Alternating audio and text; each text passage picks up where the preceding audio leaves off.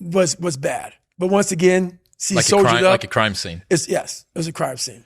So you've done all of this stuff, right? You've done the SEAL Selection Week 3 times, Yep. strapping the legs up so that you can run a Badwater ultra race, Yep.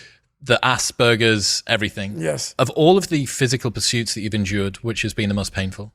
By far, my first 100-mile race. By far. This 2019 Moab, the one that I DNF'd but still finished, that's up there. But when you are so, I guess you're not prepared to run 100 miles and you take it for granted and you didn't do any training at all and you didn't have the right nutrition and off a whim, like literally like, you know what, I want to raise money for a foundation. And that's how that happened.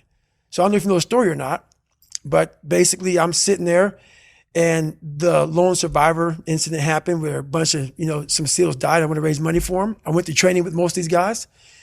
So I had the bright idea to raise money.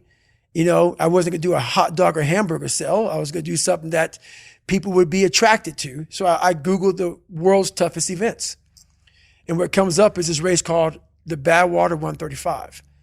And it's a 135-mile race through Death Valley in the summertime. Now, I had no idea about ultra running. I didn't know what the fuck ultra running was. But when I saw 135 miles, I automatically assumed it was a stage race where you ran like maybe 10, 15 miles, bed down, and you got up the next morning and did it.